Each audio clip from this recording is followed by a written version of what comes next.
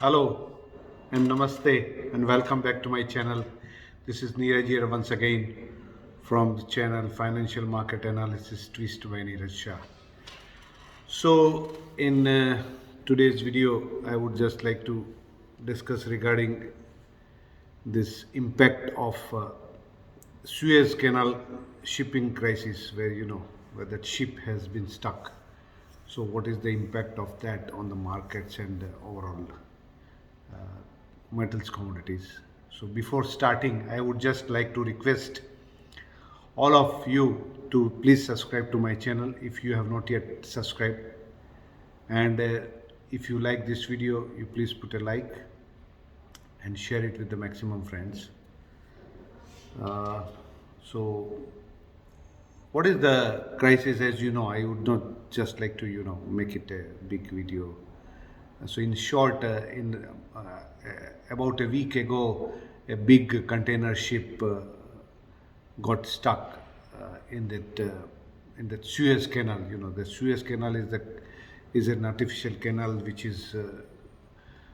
was mainly constructed uh, for facilitating the cargo or the trade shipping movement between Asia and Europe, so that it connects Mediterranean Sea to the Red Sea by constructing an artificial channel of waterways and the gates.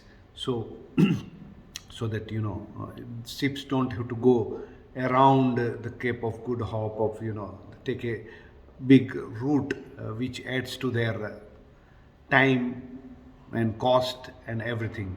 So this Suez Canal is the biggest shipping traffic movement for the movement of goods or ships between Asia and Europe.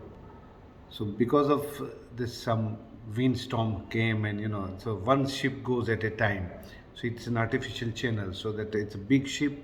If goes, and it's like train, one by one with the schedule it can go. It cannot just anything. It's not so huge. It's not so wide channel that ship movements can easily happen. One come from that side and one come from this side. It doesn't happen like this way.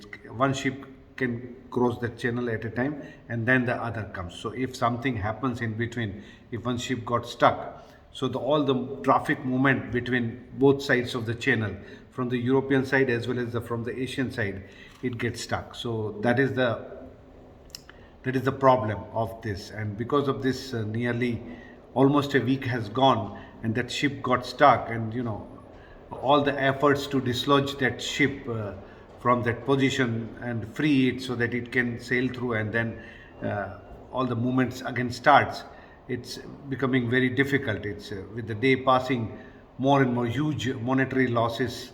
And apart from the monetary losses, because it's roughly, they are saying that, because I was reading in, you must have also read in all the papers, that it is around $9 billion per day the global trade is losing.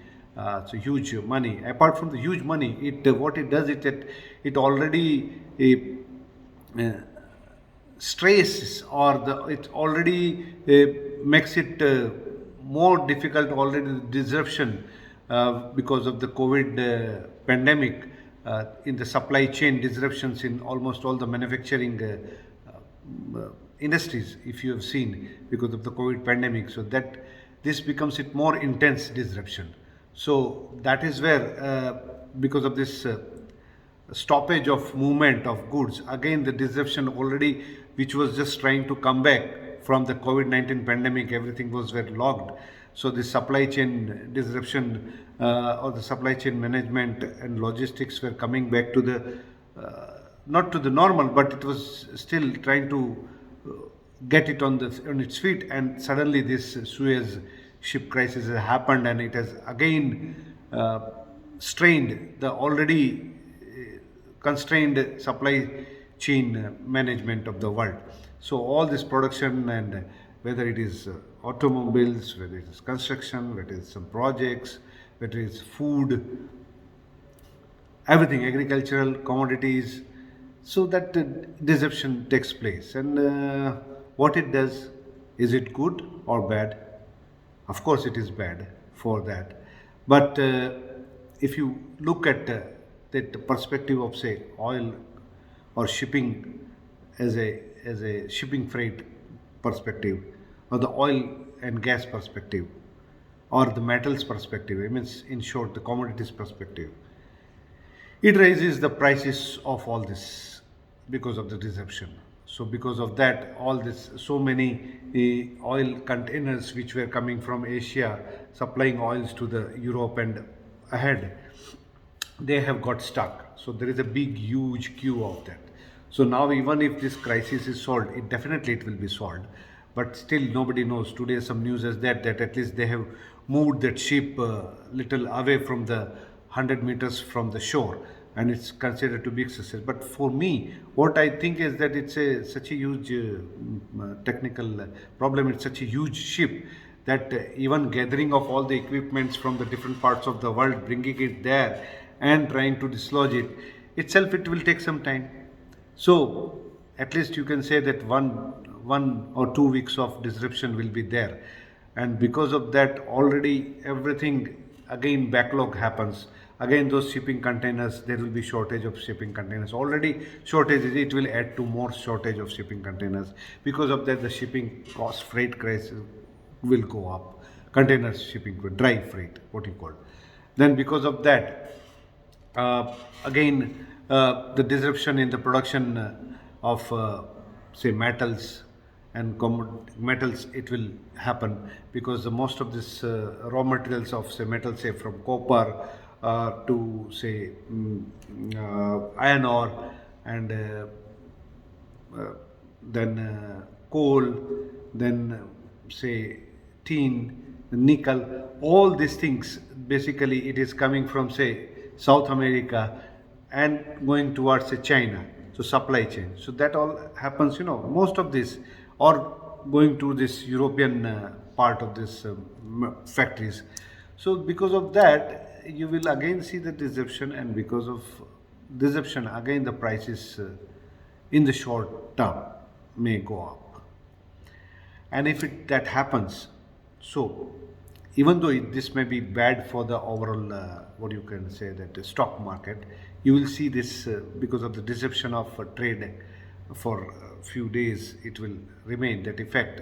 So that will weigh on the stock market also. So you will, even if you see that stock market is going down like crazy, it can happen because of that, again that fear that already this COVID pandemic had disrupted the trade and everything, and now this shipping because of that raw material is not available, and again the manufacturing is kind of get affected. So because of that kind of a sentiment, negative sentiment, that growth recovery again get infected, adversely impacted, and because of that stock may crash. So if that happens, okay, even if this metals and everything, because of that sentiment, that economic recovery again get a setback because of all this happening. And particularly another reason for India is that, like as I have told in many of my videos, that because of the second wave rising in India, and they are raising the fears that some of the state governments would be stupid enough to repeat that lockdown mistake, which has not actually done anything to solve the COVID crisis, except for that it screwed up the economic recovery or the economic growth moment of India.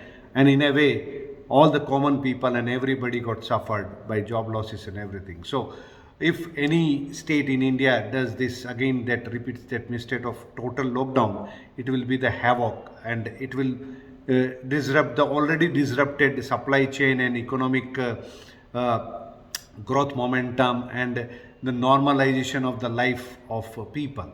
So I don't know. I mean, there would be stupid enough.